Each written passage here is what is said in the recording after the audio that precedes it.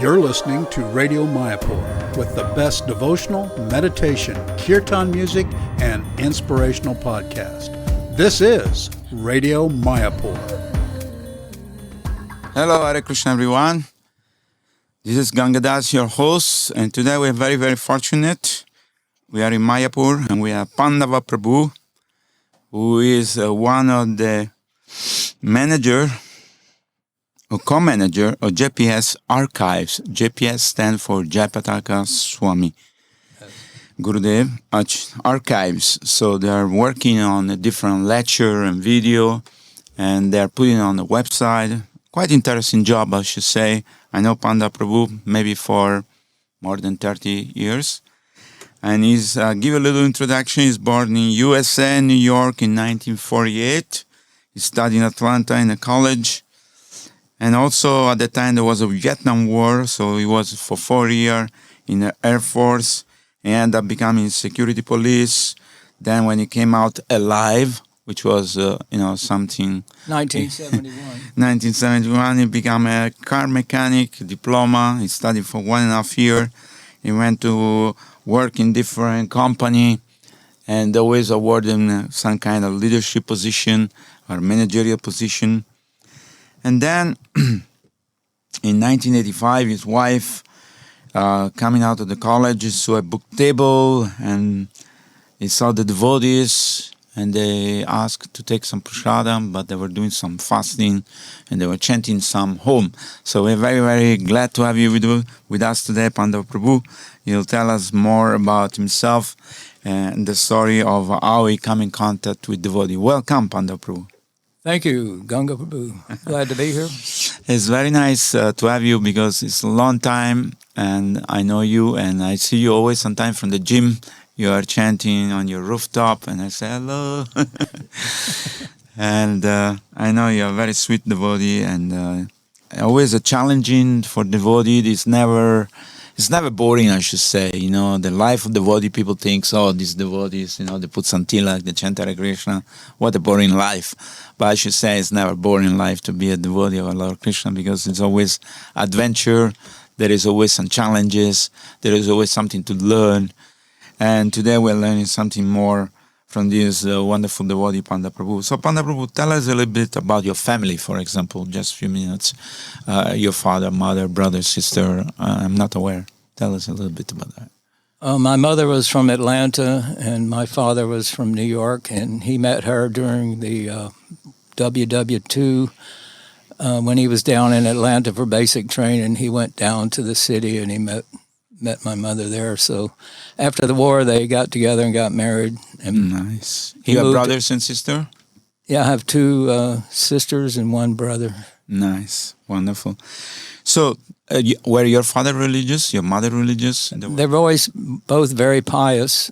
My father was very humble, and also he didn't talk much.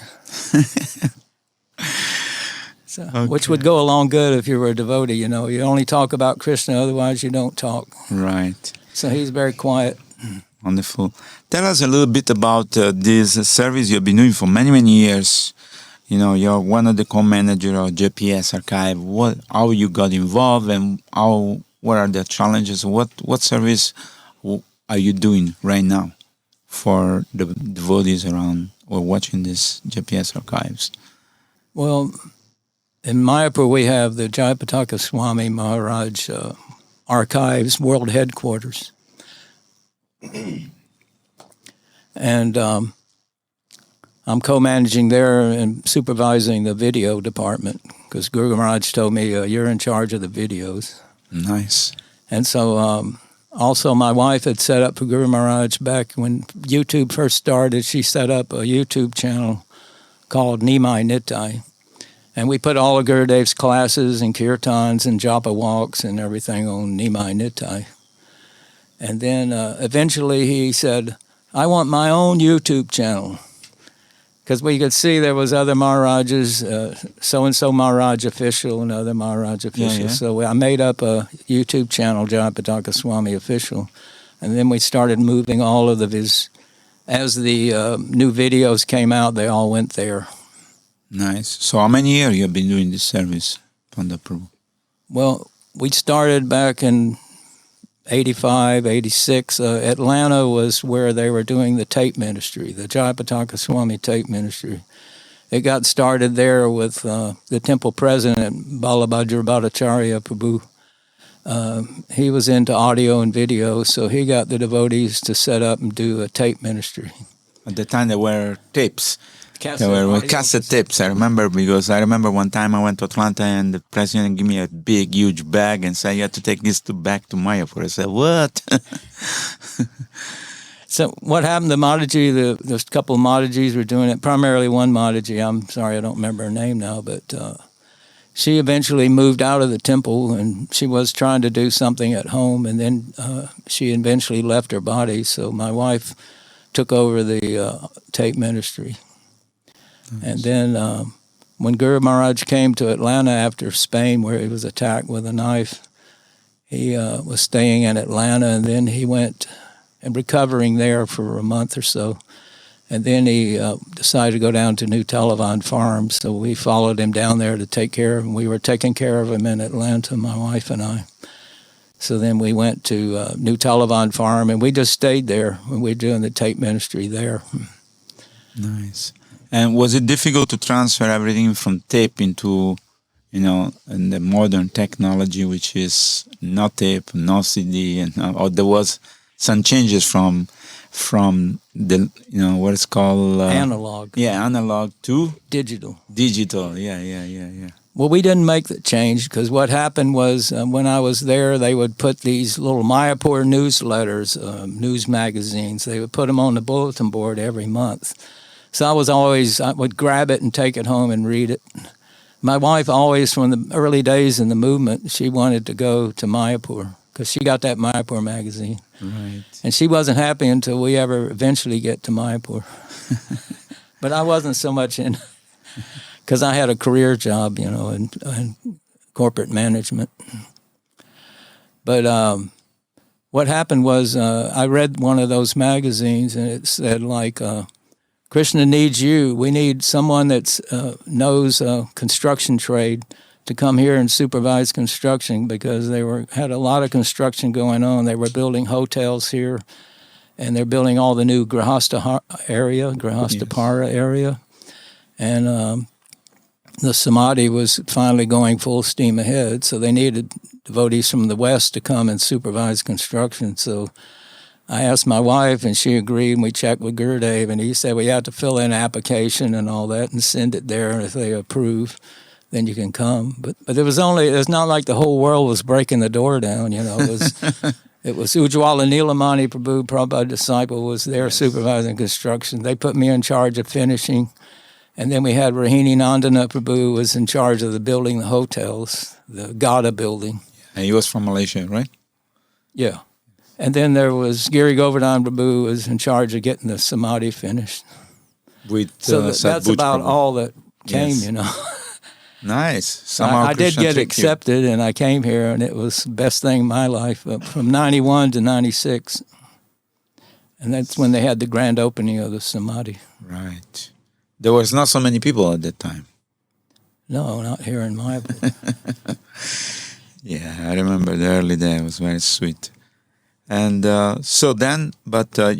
got involved in transferring all this tape or putting it on a website and making the video out? No, what happened was that when we got accepted for that position, then we had to do something with the tape ministry. Right. So we got one devotee in Atlanta would take over sales and production and get that going. But we moved the bulk of the tape ministry over here to Bangalore with Madhu Pandit Prabhu, because we had met him when he came to Atlanta when Gurudev was recovering from the attack. Right. And he was very impressive, and Bangalore was very impressive at that time. And they said they'd build a whole studio for the archives, and they would take it over. So we brought it all over, and they took it all down to Bangalore. Nice. I went down there to see the setup and everything. It was very impressive. It's true. And so we figured that this is the very best place you could put it, because he's a disciple of Guru Maharaj, and they've got all the funding, and they've got the special rooms and dedicated disciples and devotees there. So it's an ideal place that can stay there as a world headquarters. Also, it's not so humid like in Mayapur. And Yeah. weather-wise, was good. But then from there, you shifted everything back. So then what happened while we were doing that and the construction, then we had to leave because no one would fund me anymore. And so we had to go back to the West. So we didn't return for 13 years later. But the tape ministry was still being done in Bangalore. And then we heard at some point that collapsed. And then it got shifted to Australia and to a few different devotees sprinkled around in Bangalore took it from that temple and kept it, you know. And then what happened next was a devotee, a Prabhupada disciple, Jita Krota Prabhu, and Mahari Sevak Farm in Tennessee. He had convinced Gurudev that he should be doing a video ministry. And so he would do all the editing and take care of a video ministry. So he was doing that for several years while we were over here. They started it when we were over here. They started the video ministry. So then at some point, that situation collapsed, and then Mahavirababu asked us if we can go up there and retrieve the video ministry. It was also audio ministry there. So we retrieved it and brought it back to Atlanta. So then we got that service back again, which is really wonderful. But then from Atlanta again, you shifted back to Mayapur. So then what we were doing, once I retired, I did an early retirement, kind of like I was hearing Hari Leela Prabhu. I did an early retirement, and then we went ahead and moved here in 2012. Hari Leela Prabhu came here in 2012. So Yes. we did early retirement and moved to Mayapur. So we brought the video ministry to Mayapur, and then the audio ministry was still in Bangalore and in Australia. And that one devotee had brought the audio ministry to Mayapur. So then we united everything back and made a world headquarters here in Mayapur. Nice. So what are the challenges in this service you're doing together with many other people? I saw the other day in the studio you have at least 10 people working with you. Well, we have in that one office, we have 16 people. Yes. So you have to have all those computers. Money's always an issue, you know, because you have to pay monthly maintenance. They're not making salaries and career money, you know, but they're getting a monthly stipend or maintenance. Right. So that has to come around, you know, every month, couple of lakhs. And Guru Maharaj, he funds the JPS office because that's his Vapu service. He has his Vapu servants up there in his quarters, and then he has the other Vapu servants as far as letters and that type activity. So he funds his office, but he doesn't fund the archives, because the archives is for his disciples. Right. And it should be run by his disciples. It should be funded by his disciples, and it's for them, because he said, I have like 70,000 disciples, and I've got thousands waiting, aspiring devotees. They're waiting in line to get initiated. But I can't train 80,000 disciples. That's up to the archives. So we have books, we have audio tapes, we have on SoundCloud, we have Flickr, we have photos, YouTube, we have videos, we have books that have come out in different languages. So we're just flooding it out free of charge. Well, books you have to give some donation, but online you can get all of this information and training. We have Jayapataka Swami app, we have Lava Matra app, and so many ways we're reaching out to the disciples. They just have to give the time, you know. Some of them say, I don't know anything about a YouTube channel, but it's been around for years, you know. Yeah, of course. But how you manage to get the funds every month? That must be challenging for you. Well, in the early days, I was just funding it out of my stipend. I mean, not stipend, my pension. Retirement pension. So I was funding for quite some time. But then Shamras Prabhu, he was mainly taking care of Guru Maharaj. Wherever he was sick, he would be there. He wasn't so much in the archives. But when he was there, he finally set up a publications division. So then we have a lot more people because we're putting out magazines. Shri Guru Prasanga magazine comes out every month in Bengali. Nice. And we have so many books. And so it required more and more people. So we ended up with a staff of like 16 people.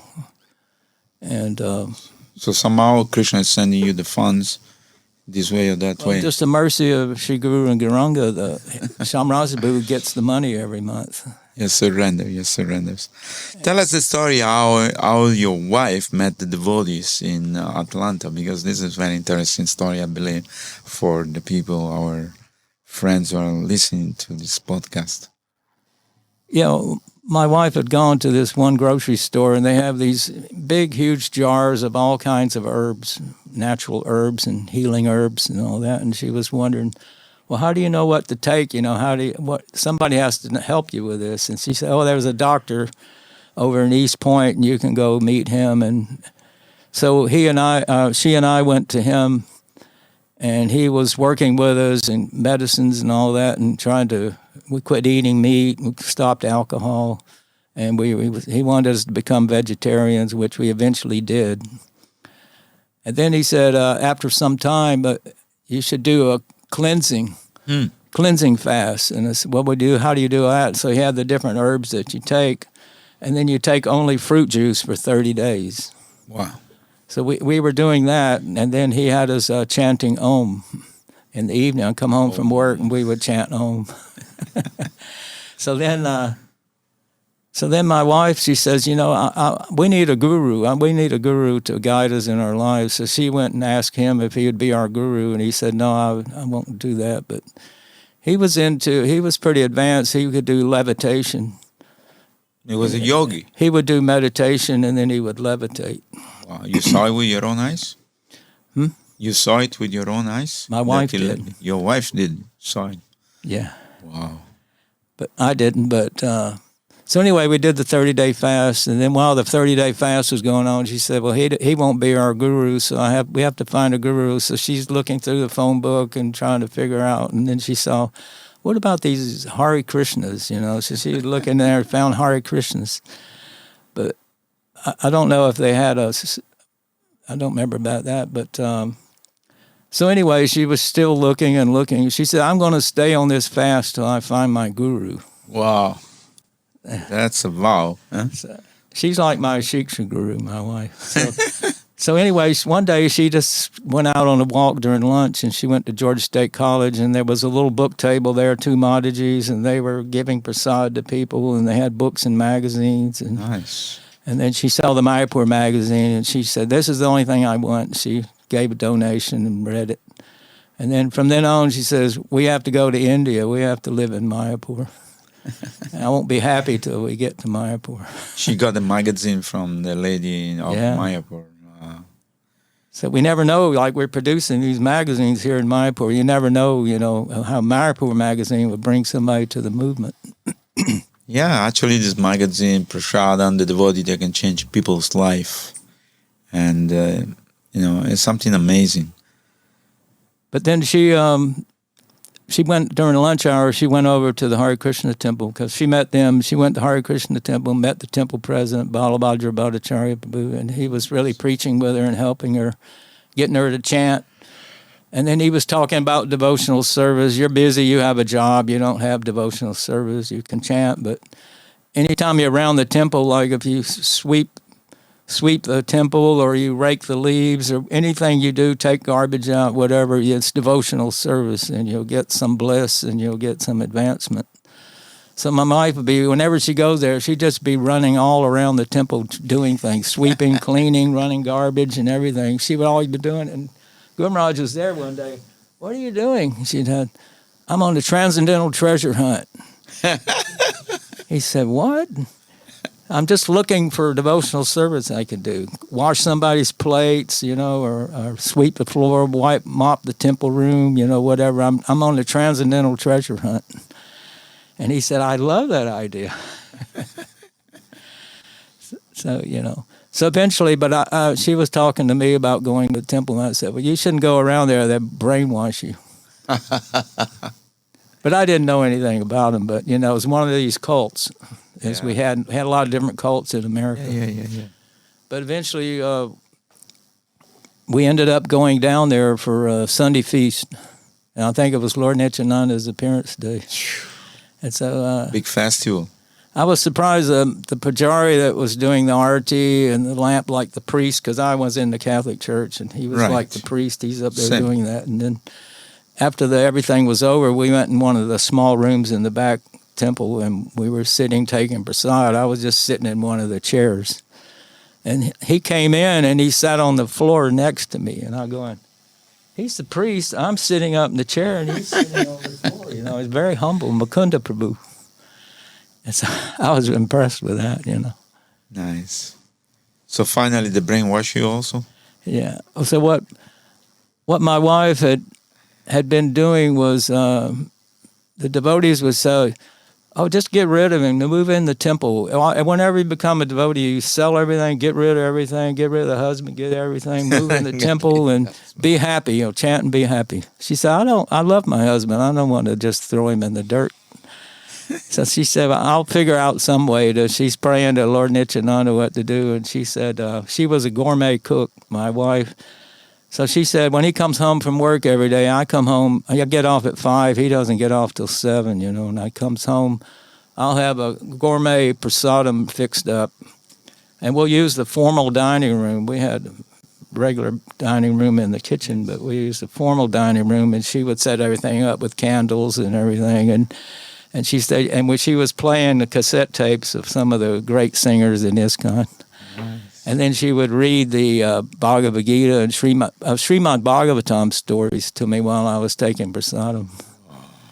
And so it was like coming every way, you know, audible and prasad and all that. And Amazing story. then the first deities we got was Atmatattva Prabhu. He knew head Pujari and Jagannath Puri, and he got some Jagannath deities carved by the head Pandit.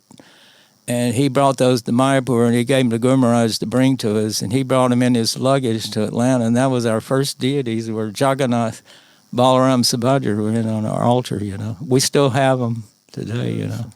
Nice. Jagannath is very merciful. Very, very merciful.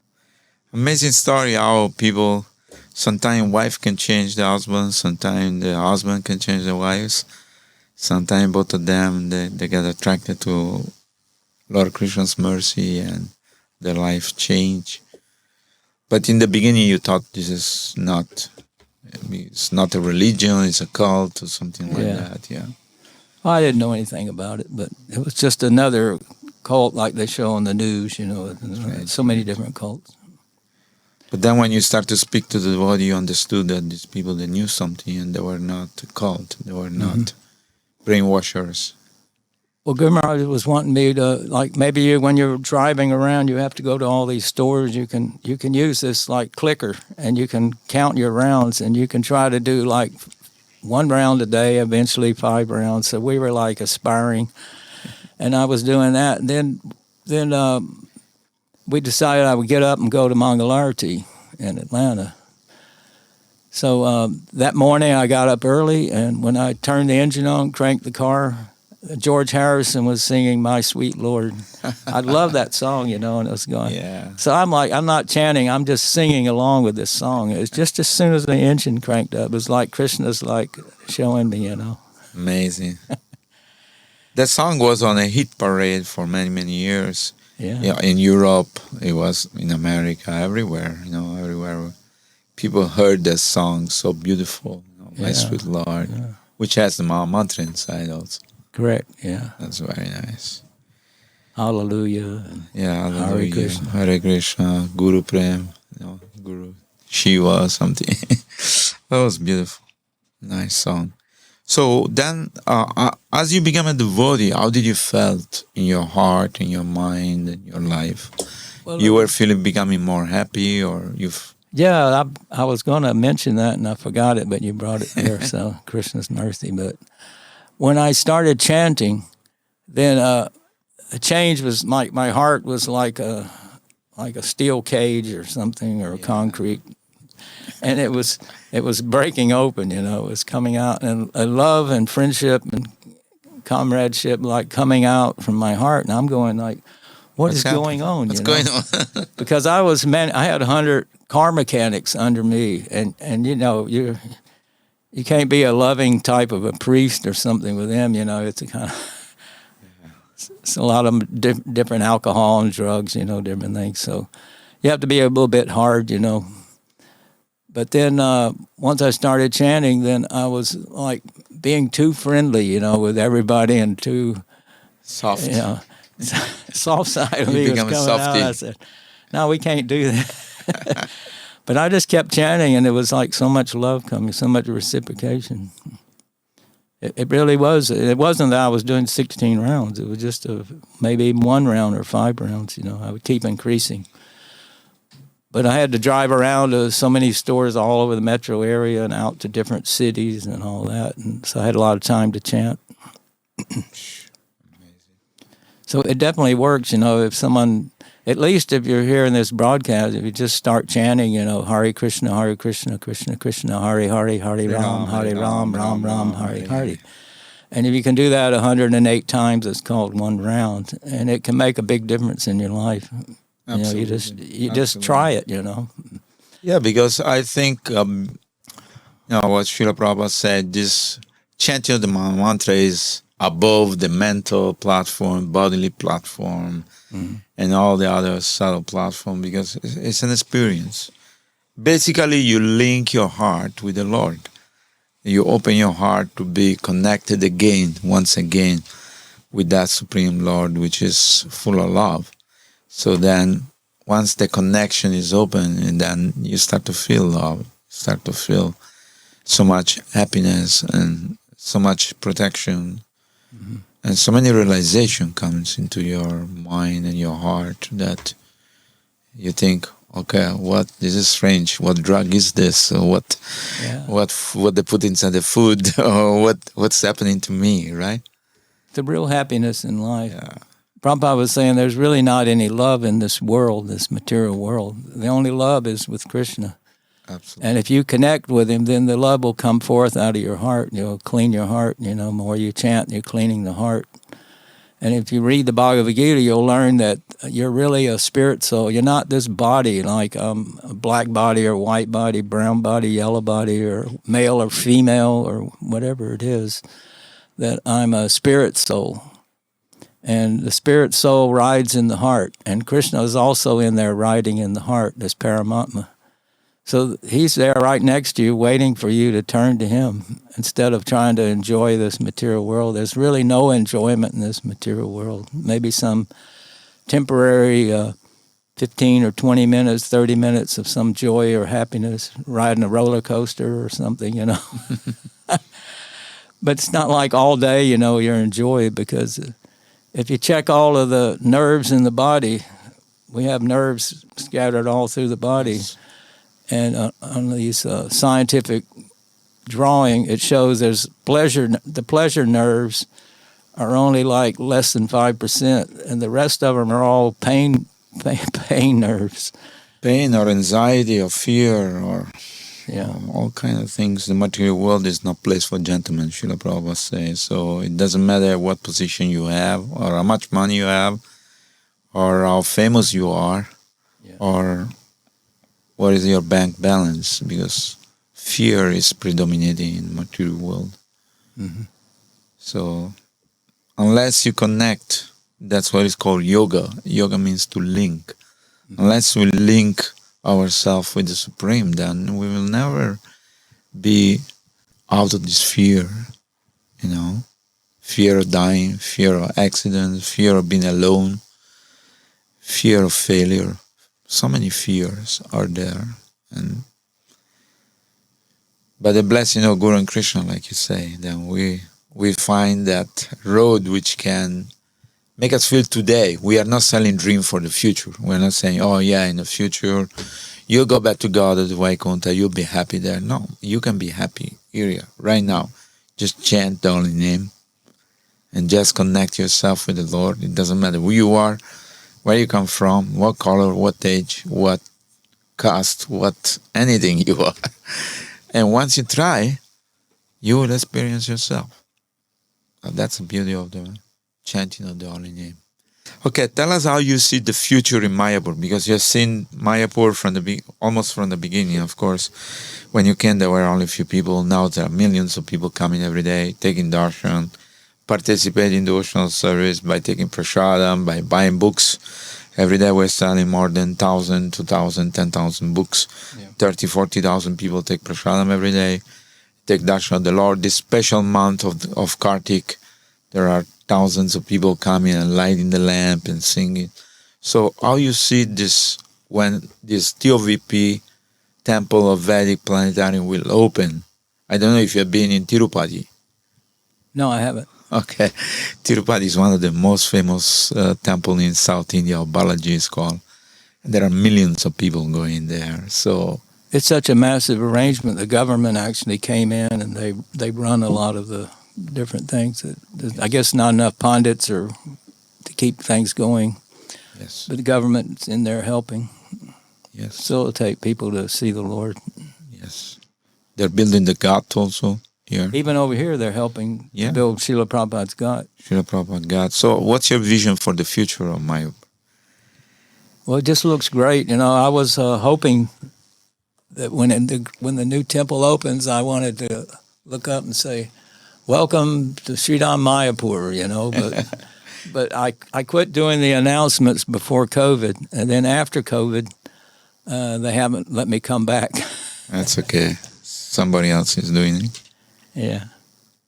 But no, when I came in 91 to 96, it's like Mayapur was coming back to life. ISKCON was like in the troubled times, and in 91 they were building the Grahastapara, and the Samadhi was getting finished, and then they decided to make the Panchatattva deities and open that temple. So when I got here, I was doing finishing of all these different buildings, HP1 to HP10, and some other buildings. And then they asked me to come help at the Samadhi. So then they said, "You'll be doing everything up on the dome area. You'll do the inside of the dome, all of the mosaics. You'll be making all the statues all the way around with your team, and the lotus fountain." So I was supervising all that, and we were almost finishing. We were just working on the lotus fountain. We had all the statues done. Right. And then they said, "You have to leave," because I left the construction area to go help at the Samadhi when they were still doing construction. So then I left the Samadhi before it got finished, and I helped to get the groundwork done and the temple for the Panchatattva. I also went over to Navadvip. I videoed the making of the Panchatattva. All of these videos I was shooting in 1996 on Nimai Nitai. We're having a 2-month run of 1996 videos. And it's almost finished now. It ends about the 5th or 6th of November. Nice. But I was hearing Hari Leela Prabhu's podcast with you, and he was talking all about the hospital and all the different other things, Ayurvedic and everything. Yeah, so it's going on. Really exciting. It's Krishna's, the money's coming and it's happening. We'll have a really first-class hospital, and books. People are coming every day, taking books and chanting and getting some free prasadam, and everything's just going beautifully. And it's just going to keep growing and growing. It's supposed to be a city of 50,000 people.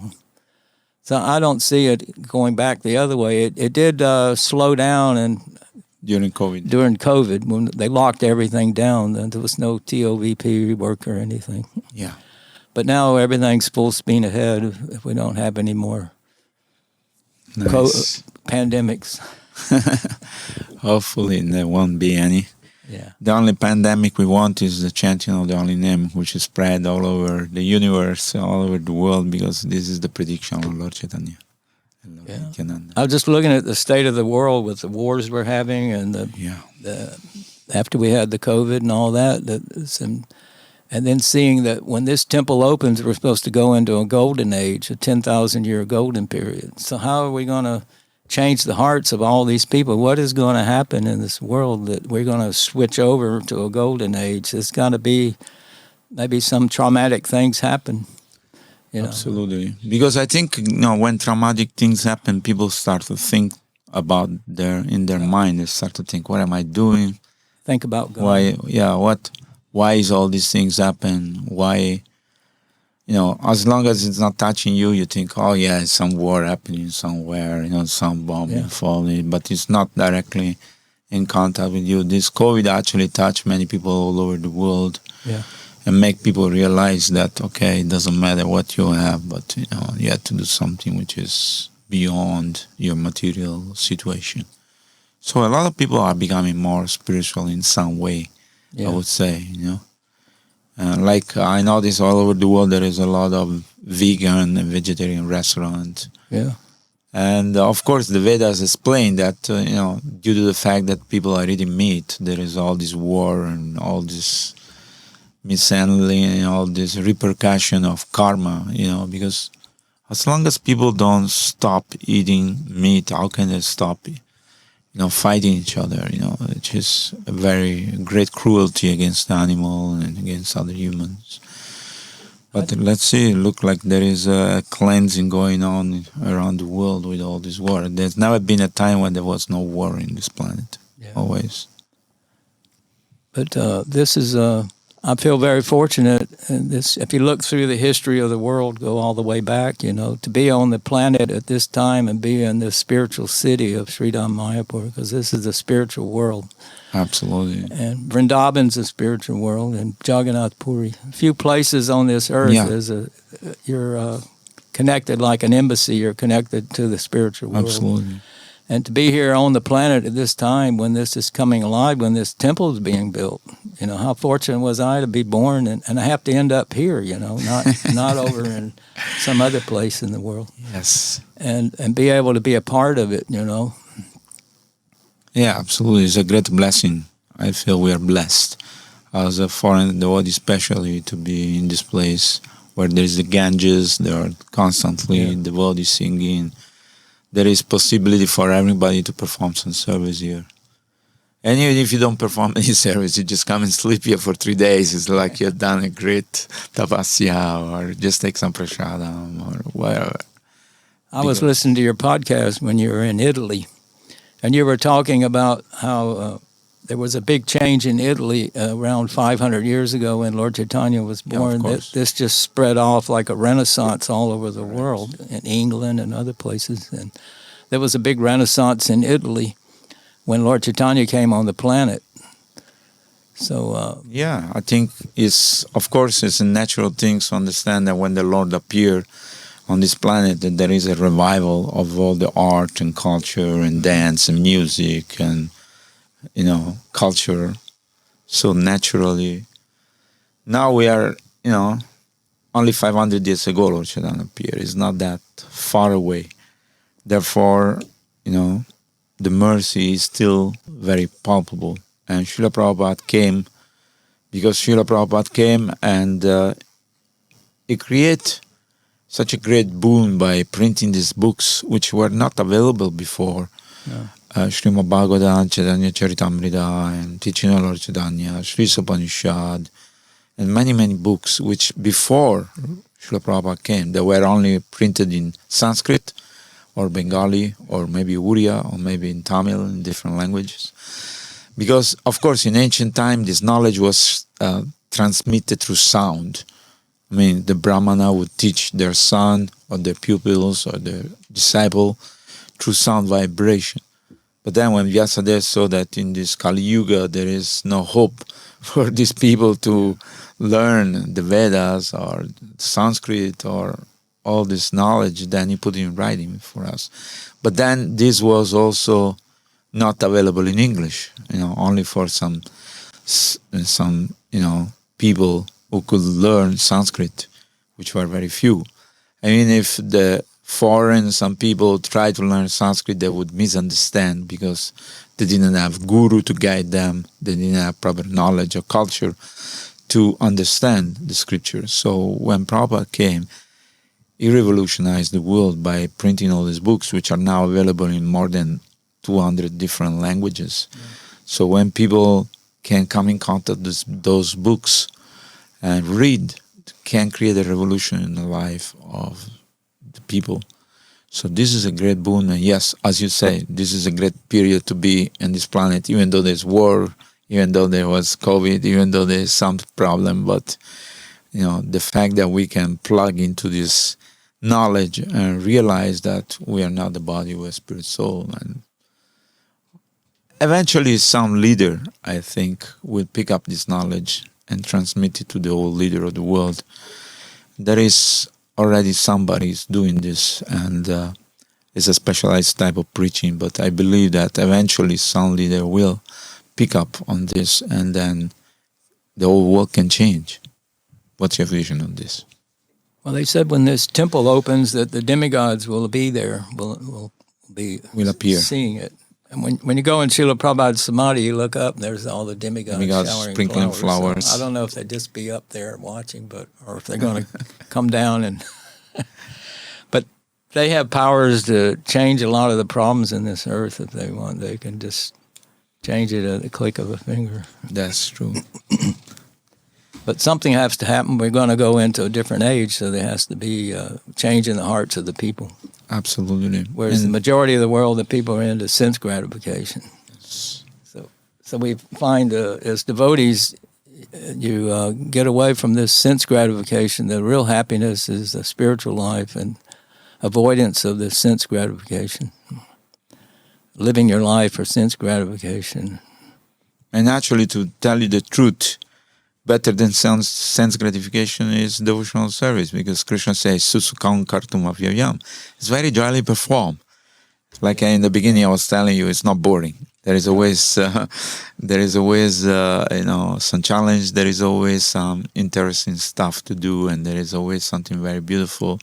And you never know what happened, and you take responsibility for the Lord, and you feel happy, you feel connected. So definitely. It's very blissful. It's very blissful. If you go to a lot of temples all over the world, there's a limited service. You can do book distribution, Harinam, you can cook for the deities, you can dress the deities, you can clean and maintain the building, but there's not a lot of services. But here in Mayapur, the world headquarters, unlimited. It's unlimited. People that like to do dramas, or people that like to do video editing and work with that, so many services here that can be done. That people are working with the cows. Absolutely. We have book distribution, Harinam. We always will have that, but there's a unlimited amount of services here that can do, because when you get initiated, the spiritual masters are supposed to try to dovetail your propensity for a particular service. And actually, in every human being, there is some natural propensity. So if they engage that in devotional service, there's a natural things. Within that, there is also spiritual realization. Because you do what you like to do, but you do it for Krishna. And then you enjoy doing that. Then you feel very happy. I know. I'm very, very happy to be here, and my wife to be here and serving in the archives. Nice. All right. Thank you so much, Pandava Prabhu. There is any question I did not ask you? There is any message you'd like to give to our audience today? What is a message for the people who are listening to this podcast today? A short message you can give. Well, Srila Prabhupada wanted the devotees around the world to come for Gorpanim Festival every year. So if you can try to plan that in and work it out, where you can come and go on the Navadvip Mandal Parikrama and attend the Kirtan Mela. It's very, very blissful. Nice. Even if you can't, you can do it online through YouTube. Or you can come and visit some other time, even if it's not Gaur Purnima time. Correct. Throughout the year. I think Mayapur, there is a continuous festival going on. Yeah. The whole year. There is always a festival going on. There is always beautiful deities, Prashadam, all in name. There are retreats. A lot of people come, so I'm sure everybody can plug into this and enjoy, some little glimpse of spiritual nectar. What would you say? Yeah, the Nimai Nitai YouTube channel, you can join in and be like being in Mayapur. You can watch all kinds of different festivals and classes and what have you. Sure. How we do search, we go to Google and write www. Well, you just type in on Google, just type in Nimai Nitai in capital letters, one word. It's just one word. Okay. And immediately it'll pop up, and you just select, even it'll come up where there's YouTube. If you want to go to YouTube, you can just go up in the search bar and type Nimai Nittai. You can go that way. But I have over 7,000 videos, and I started back in 1996. And just for 2 months now is nothing but 1996 videos, and a lot of people are appreciating it. To see what it was like then, there's people in the videos that are no longer on the planet. Of course. And then all kinds of festivals we have, we're producing them in 4K. Sent a team down. I financed and sent a team down to Jagannath Puri, and Jagannath Puri, Rath Yatra was only being shown on the Indian channels Yes. in 720 by 480. So we went down and we videoed the whole thing in 4K, and it was edited by 2 different editors. We had we put out the Rath Yatra in Puri maybe in 2019 or so in 4K. Nice. So it's still the only video out there in 4K that is the whole Rath Yatra. That's beautiful. That's a wonderful Jagannath service. Puri, so. Jagannath Puri is big. Okay, I'd like to thank you so much, Panda Prabhu, for coming today to this podcast. I hope we'll meet again and we'll do further podcasts in the future. Jai. Meanwhile, Haribo, Srila Haribo. Prabhupada ki Jai. jai. Thank you so much. Thank Hare you, Ganga Krishna. Prabhu. Hare Krishna, everyone. You're listening to Radio Mayapur with the best devotional, meditation, kirtan music, and inspirational podcast. This is Radio Mayapur.